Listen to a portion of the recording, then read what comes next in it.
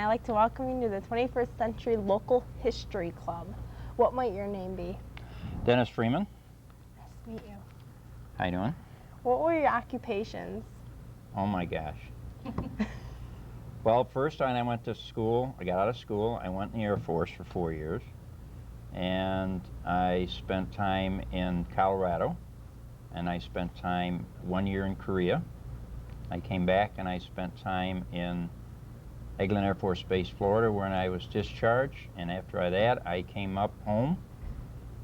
I started work in an automobile parts department, working as a parts delivering boy, driving truck, and then from there I became a salesman, and I worked on the road selling automobile parts for several years. And after that, I decided that wasn't making enough money. I started selling encyclopedias, and I sold alarm systems, and then I went to the glorious job of a car salesman. And I sold automobiles for Brose Ford for a few years. Decided that was a very difficult thing to do, and then I decided I was going to get in the machine shop business. So then I started out as an apprentice machinist at Manhasset Tool and Die in Lancaster. From there I went to, I believe it was called Ward Hydronics, which was owned by Ward Sievenpiper. From there I graduated in my machining abilities to working at Scott Aviation, and then from there I went into inspection department. From Scott Aviation I went to another company, was Riley Gear in North Tonawanda. Riley Gear in North Tonawanda I became involved with inspection, and I worked on the first and the second shift for quite a few years. Then it was bought out and I was laid off. Then I went to National Gypsum Company, where I worked for Richard Kratz. Then the company called me back, and I went back there. And after a few years, I had an opportunity to move to the machine shop over at Ward Hydronics, or Strippet, excuse me, at Whale Strippet. And from Whale Strippet, I worked in the grinding department, running several machines. And then I graduated through Erie Community College at that time to a junior engineering degree, and I went into the engineering department. And I was in the engineering department for approximately 2 years. Found that that still wasn't satisfying me, and as I did part-time sporting goods things out of my home, selling firearms and repairing guns, and I enjoyed the hobby of fixing and repairing old guns, that blossomed into a small business at my house. Then I had an opportunity to get into the store that used to be the Western Auto Store at 38 Main Street in Akron, which was previously owned by Clyde Lee, and before that it was a bank it was an old bank. And so I went in there and I rented the building and the space from Joseph DeGaspery, and then I started Freeman Sports Shop, and that was in 1974, I believe, and I've been there ever since. And along with that, I had some problems with some bad checks, and I got involved with court, and I thought that was an interesting thing. So I ran for election for the village judge, and in 1985 became the Village of Akron judge. And in 1989, I ran for the town judge and became town judge. So I am now owner and operator of the sporting goods store. I do gunsmithing repair. I do appraisals, evaluations for estates. I do museum work. And I am also the Village of Akron judge and the town of Newstead judge, which brings us up to the current time. Holy cow. Okay. That's a lot of occupation. And what are you president of? I'm president of Newstead Historical Society for the last 2 years, and I've been a member since 1983, I believe. And I remember when they voted to get the Octagon House, and I was president at that time, and we voted to obtain the Octagon house and buy it, and I think it cost us $28,000 at that time. Have you ever always lived in Akron, Newstead? What brought you to this community? No, I was born and raised in Depew.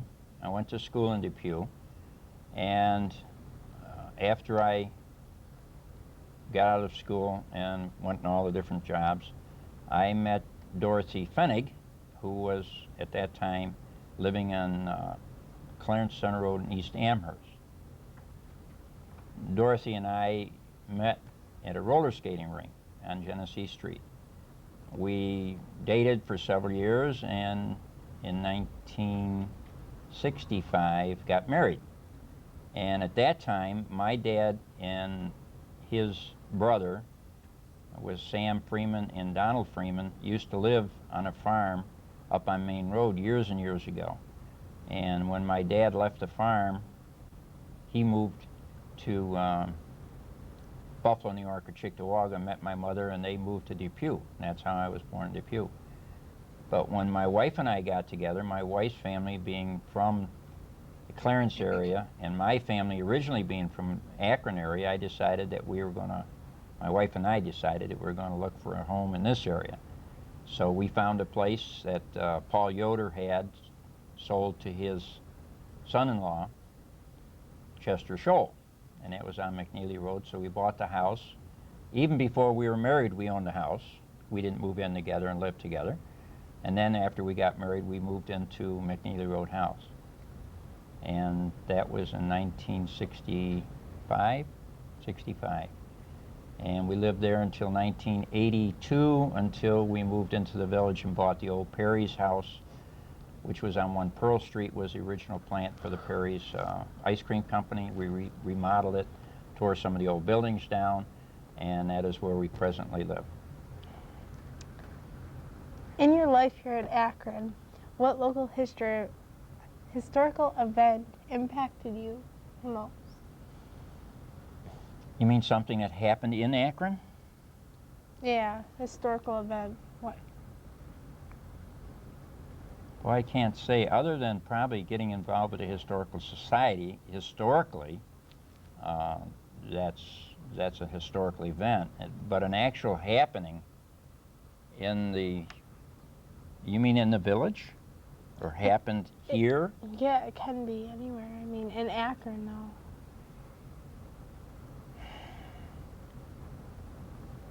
I suppose if you were to look at events naturally, since I've been living in Akron, the main event that I can remember in my life that sort of impacted me was the assassination of President Kennedy.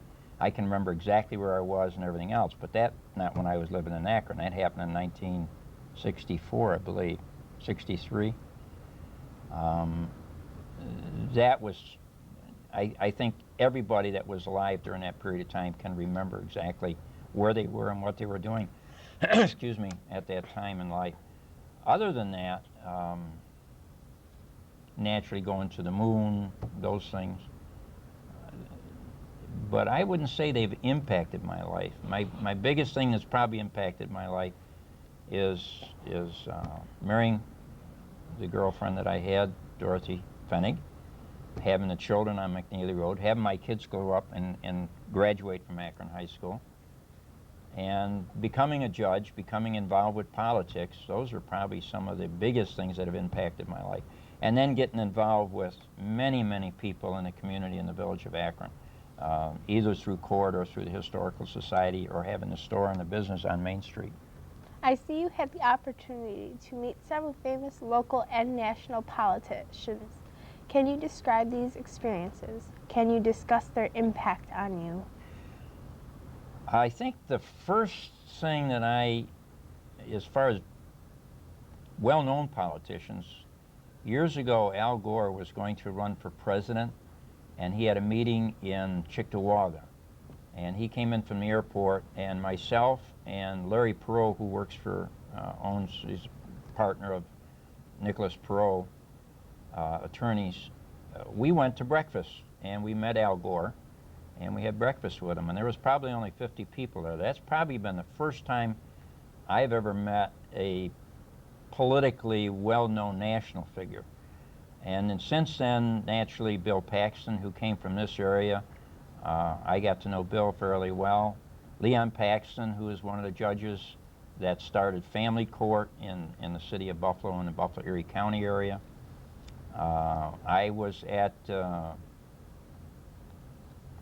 Thomas Reynolds when he got elected after Bill Paxton had resigned or left being congressman. Tom Reynolds ran in his position. When he won, we were invited to his inauguration, which was on, I think, January 6th, several years ago. That was very important because we met several of the people that were in the House of, and the Speaker and other politicians who came in to congratulate him, and we met those people.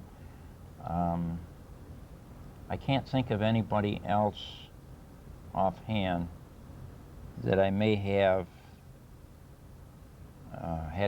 had contact with. Oh, recently, through business associates, I have been in communication with James Earl Jones, who happens to be one of a customer of mine, I guess you might call it. I've talked to him several times. I've never met the man personally, but I've communicated with him several times through the business, and very nice gentleman to meet and talk to. I haven't met him personally. I said sometime I might go to New York City. I'd like to arrange a meeting with him. He lives in Pauling, New York, which is north of New York City on the Hudson River. I see that you feel most impacted by the following national historical events: World War II, Korean War, the assassination of Kennedy, and the World Trade Center disaster. Can you share your thoughts on these experiences? Well, naturally, World War II, I was just a young child at that time. I was born in 1939.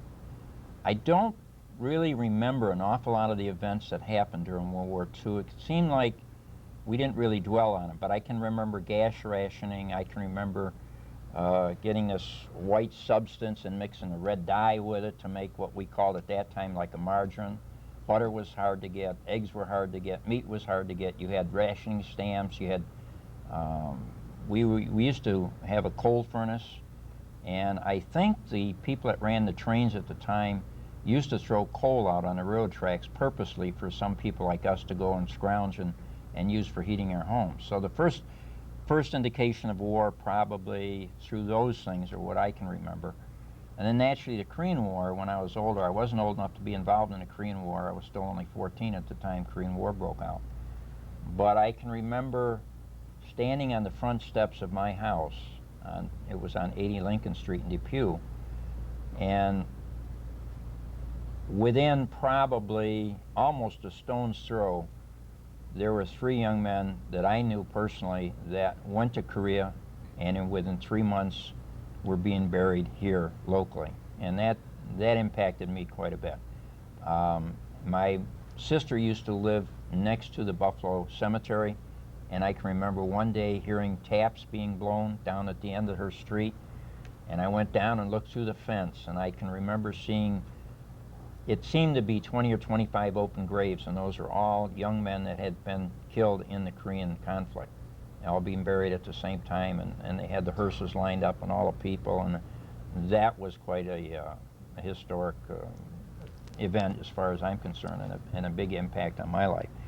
Naturally, the death of assassination of President Kennedy, none of us had any idea, and all of a sudden it happened, and it was on the news, and we were glued to the television sets and watching the processions and the funeral and all the things that happened after that. And then we saw Jack Ruby kill, what was the name of, I can't even remember his name now, that it was the assassination person. But we saw that on live television. All of a sudden they were walking down the hall, and the next thing you know, Jack Ruby came out and shot the person who assassinated the president. Tremendous thing. The other big thing that I think didn't impact my life, but naturally the death of overseas, I can't remember her name now. She died in that car accident. Oh, Princess Diana? Princess Diana, yeah. And the things that she was doing at the time and the things she was involved with, and all of a sudden she was gone. And that was quite a momentous time and period in our history. It didn't impact my life a lot. Um, Naturally, the World Trade Center, I looked at that and I just couldn't believe that that was happening, and all the events that happened since then. Tremendous impact on the world at large, the economy, the way we live, the way we do things, security in this country. Probably the biggest one event other than Pearl Harbor that's changed people in this country's lives and all over the world so much. You listed your marriage, being elected judge, and becoming a Christian as in having impact in your personally. Can you elaborate? I think my wife has kept me always focused on family things, things that make a difference in life. Try to not focus too much on the little incidentals that tomorrow you even forgot about them. Mostly concentrate on those things that affect us down the road in the long term. And I believe, and it's probably not the politically correct thing to say, but I think being a Christian and believing in God helps me through an awful lot of decisions that I make in my family life, my personal life, and also in court. I believe that if you're going to have justice, it has to be tempered with mercy, and I think by having a Christian background, that helps me to look at a person and treat them not just as a number or statistic, but as an honest-to-goodness human being, and look at them with mercy and saying that they have to pay for their crime, but the court, and through my eyes, it's my job to not only punish the people that are guilty, but to try to help those people so that they don't commit the same thing and the same crimes again. I understand that you have interest in history, specifically the Civil War and the Newstead Historical Society. Can you describe? This is funny.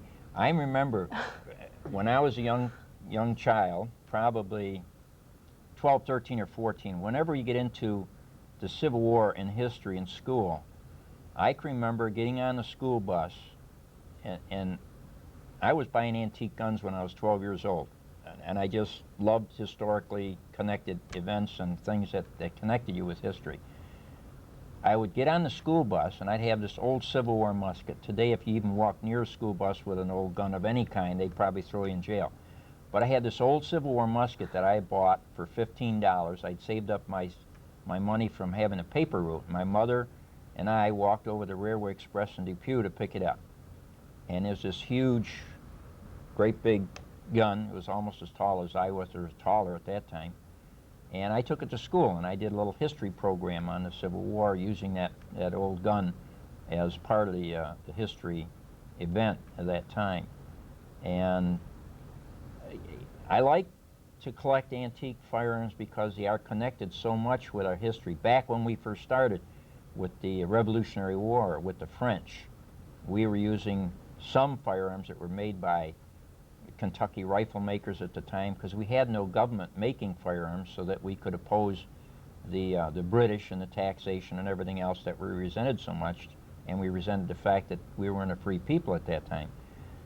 So the firearms connect me with historical events that seem to have shaped the history of this country one way or the other. The Revolutionary War with the Committee of Safety muskets and the Committee of Safety getting together, purchasing firearms from France, and the first United States gun that was marked that way had a U.S. cut into the lock plate or stamped into the stock. That became our first U.S. issued firearm that we built an army with.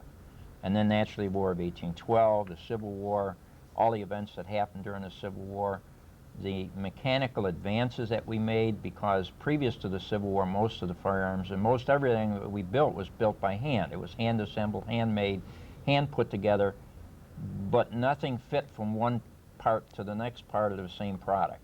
So it was Eli Whitney that invented the cotton gin, who also invented interchangeable parts through the production of firearms for the United States military. Each firearm had to have a part that, if it would break, could be taken off of the same gun and put on a same type of gun without any problem.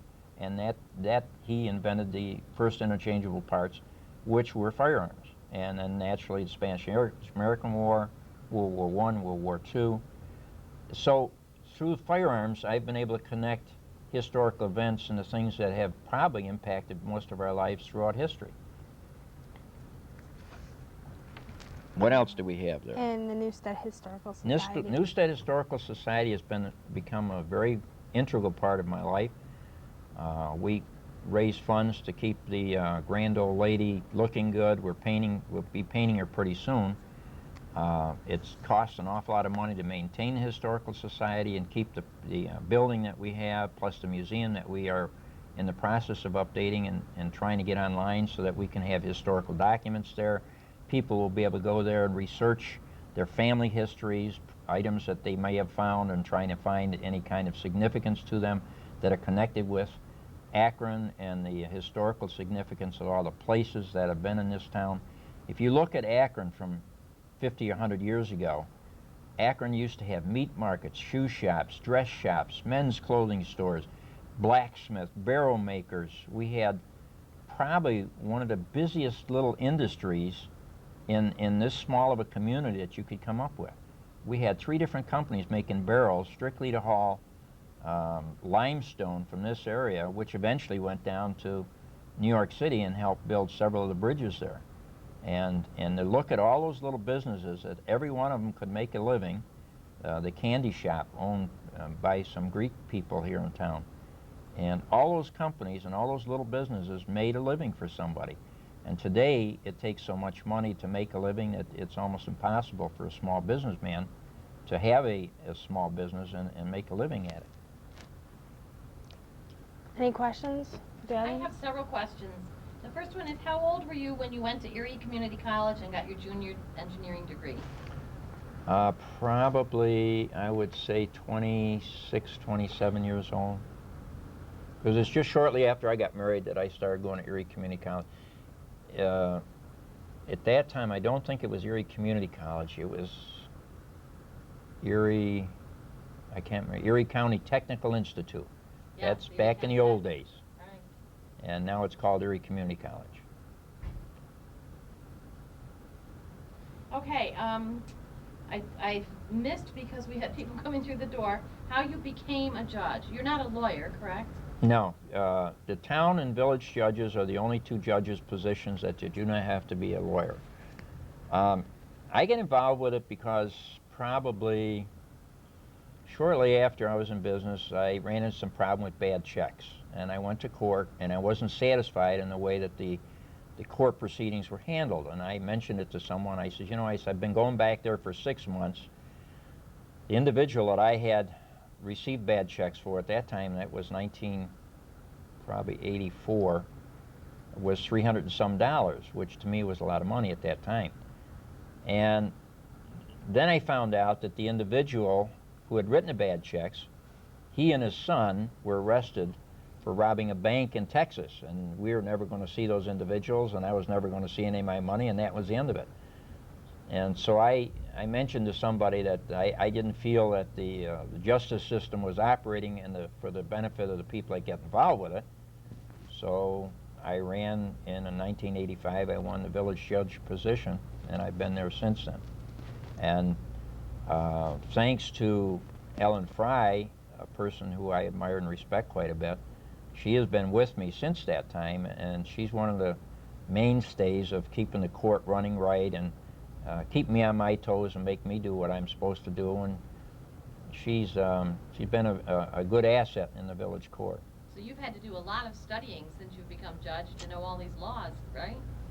Yes, and they're constantly changing, and every year you have to go to sessions of training, and you have to take exams to pass the exams. So in the spring they have a spring session, and in the fall they have a fall session.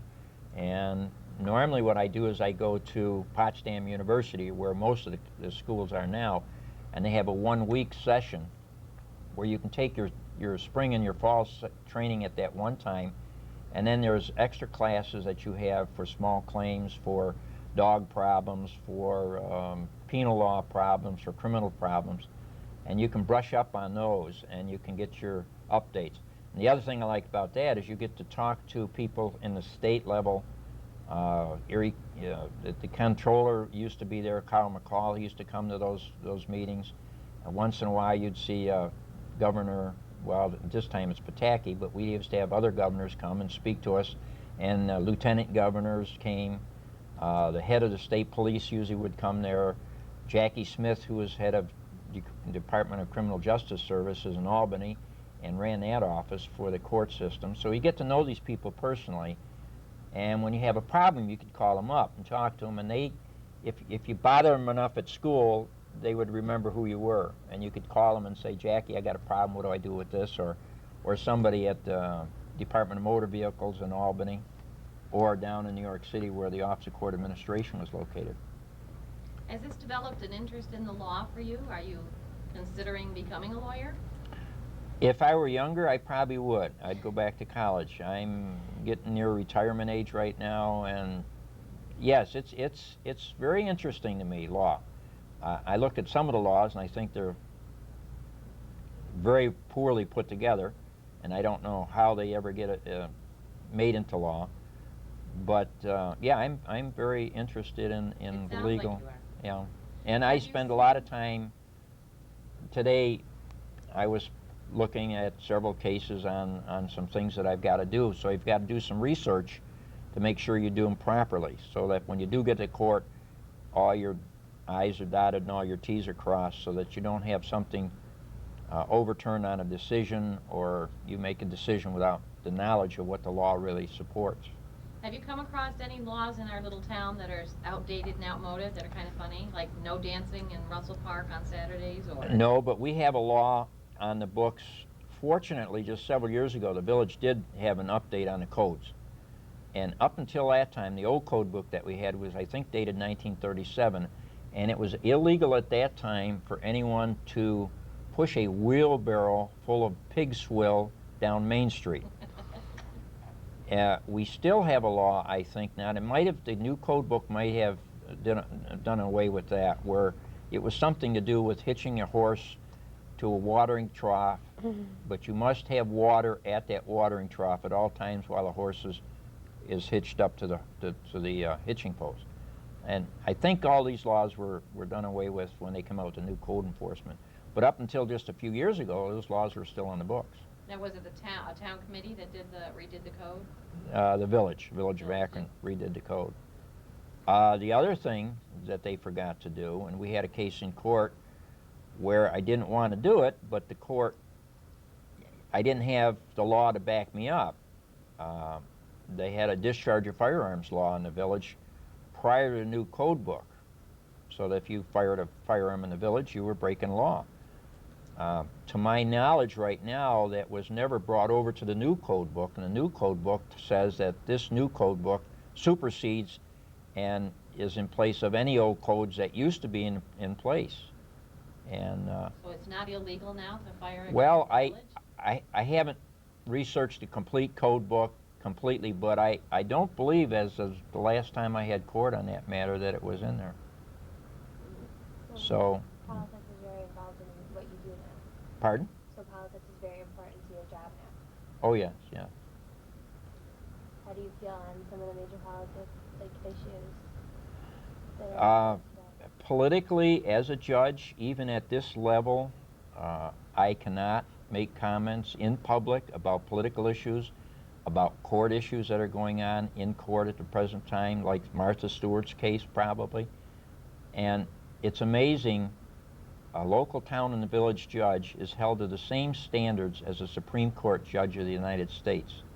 I live under the same code of ethics. I have to govern myself accordingly.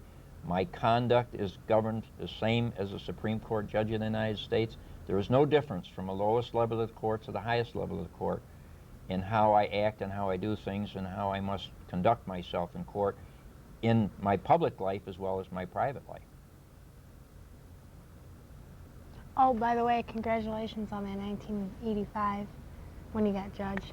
Oh, you know, it's been quite an experience. Sometimes it's been very difficult politically, but I feel if I can make an impact on people's lives to change the way they're doing things, or to make their lives better, or to help them through some rough spots where they've had some things in their lives that have cause them to do things that are against the law. If we can change those people's lives, then I think the court and what I've been involved with has been worthwhile. And that's the outlook. I don't go to court with the idea in mind that somebody has done something wrong, let's hammer them, let's throw them in jail.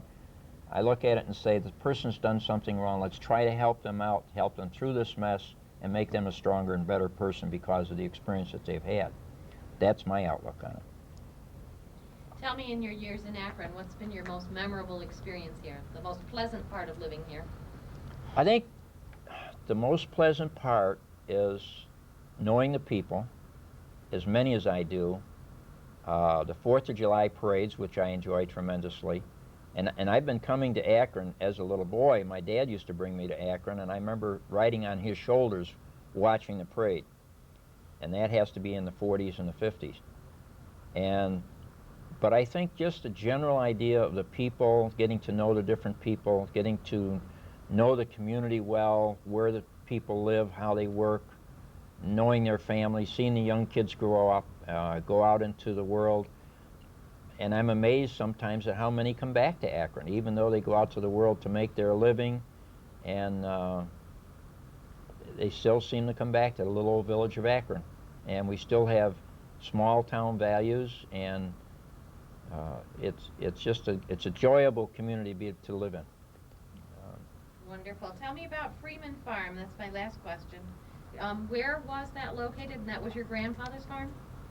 Freeman's Farm used to be, if you go to the Historical Society of Clarence and look at Freeman's Farm, it will be listed on, there's a map that they have, and that's a Civil War, pre-Civil War map, and it shows Freeman's Farm, but that's over in Swarmsville. And it wasn't until later that they moved to where Billy Bob's is right now, that little house that's next to Billy Bob's. That's where my dad and Uncle Sam moved, I think maybe a year or two after they were born. They moved to that farm. Across the street? No, it's North right next to Billy Bob's. If you look at Billy Bob's from the front, you'd put that little house to the left. That's where that was. And then Sam married Louise Berghorn, and that farm used to be owned by the Berghorn family, so that Louise and Sam lived there, and my cousin Lorraine and my other cousin Lowell grew up there, which is now Kelly Schultz's flea market and all that complex. That was all Freeman's Farm at the time. And my Uncle Sam used to own a Texaco gas station, and he ran that for years and years. And then when Kelly Schultz bought it out, Lowell owned it at that time, sold it out. And I think Lowell now is back in Akron again. He moved to Florida, now he's back in Akron on Cummings Road.